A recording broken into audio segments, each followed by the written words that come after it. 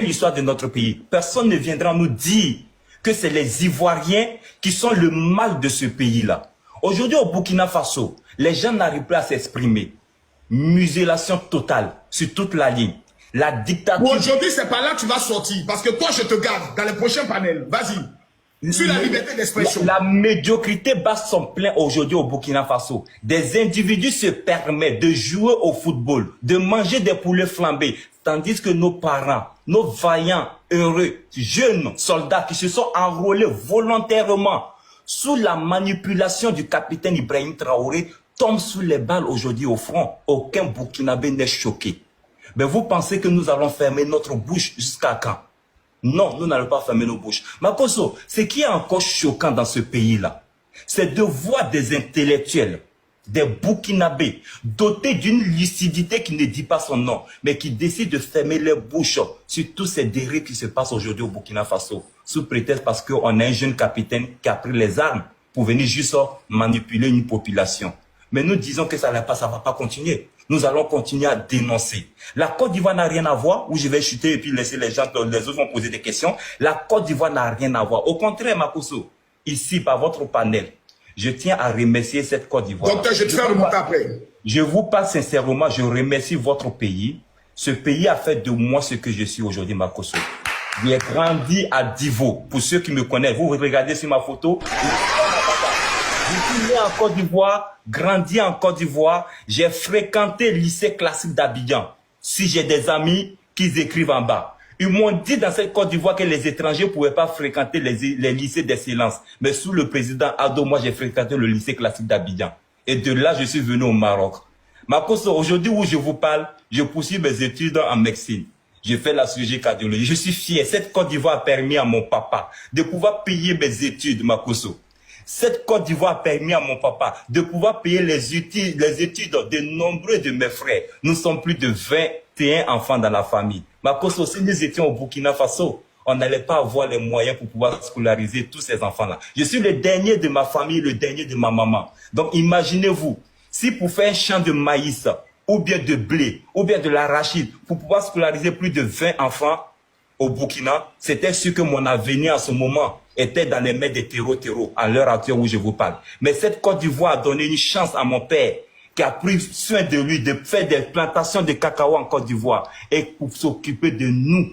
Aujourd'hui, nous parlons. Nous sommes fiers de cette Côte d'Ivoire. Et nous vous disons, tous les ennemis de ce pays-là vont beau faire, mais ils vont tous être échoués. Tous les ennemis qui vont avoir des velléités de pouvoir déstabiliser la Côte d'Ivoire seront tous arrêtés comme Alino Faso. Alino Faso, c'est mon frère burkinabé, mais il avait la nationalité ivoirienne. Mais un frère burkinabé qui souhaite déstabiliser le pays qui m'a vu naître, le pays qui m'a toujours donné, mais je dis qu'il soit arrêté comme il a été arrêté en Côte d'Ivoire. Il n'a pas pu supporter la lourdeur ou bien la sentence de la prison, il s'est donné le gari. C'est ce que le rapport dit. Nous communiquons sur ce que le rapport a dit. À moins qu'on nous fait sortir un rapport contraire à ce qui a été dit au niveau du procureur d'Abidjan. Alino Faso s'est donné la mort parce qu'il n'a pas pu supporter. Alino Faso s'est donné la mort parce que le régime en place au Burkina Faso l'a délaissé. Parce qu'un certain Ibrahima Maïga, aux États-Unis, a fait un communiqué pour demander aux autorités burkinabées de ne pas prendre les appels d'Alino Faso. Ah bon? Le monsieur, oui.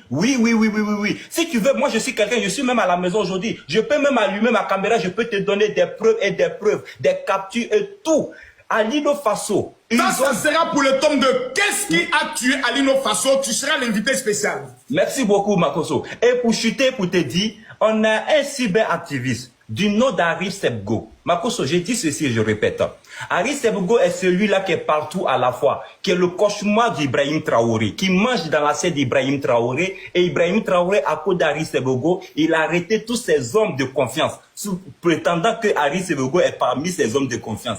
Mais Harry Sebgo avait déjà annoncé une semaine avant la disparition d'Alino Faso qu'il y avait juste des téléphones qui ont été infiltrés dans la cellule d'Alino Faso par des individus au Burkina Faso pour pouvoir communiquer avec Alino Faso. Il a appelé aux autorités ivoiriennes. Je vous dis, faites des enquêtes, menez vos enquêtes sur ce dossier-là parce que je sais de quoi je parle.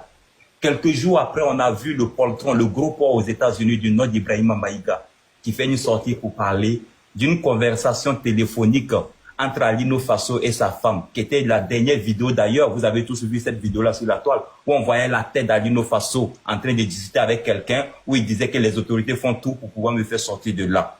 Mais c'était ces personnes-là qui ont travaillé à faire infiltrer le téléphone dans la cellule d'Alino Faso. La vraie question à se poser, Makosso, quel était l'intérêt de faire rentrer ce téléphone et quels sont les échanges qu'ils ont eu avec ce monsieur? N'ont-ils pas fait des chantages à ce monsieur parce qu'on connaît les modes opératoires au Burkina Faso?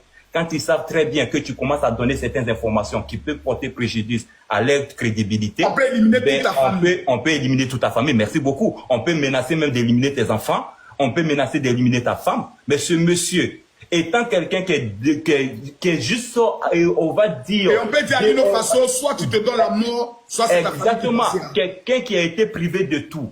Il n'a pas une communication avec ceux-mêmes qui l'ont entraîné dans ce dossier-là. Et vous faites juste un communiqué sur Facebook, plus de 1 300 000 abonnés. Vous dites que personne ne prend les appels d'Alino Faso. Écoute, mais Alino Faso, il avait un téléphone, il voyait ces informations-là. Mais quand il voit qu'il est délaissé par ces personnes qui l'ont entraîné dedans, qu'est-ce qu'il peut faire? Mais si tu n'as pas le moral, tu te donnes le Djali. Et ça n'a jamais commencé seulement sur Alino Faso. Les Djali en prison, des gens qui se suicident, il y en a des milliers. En 2020,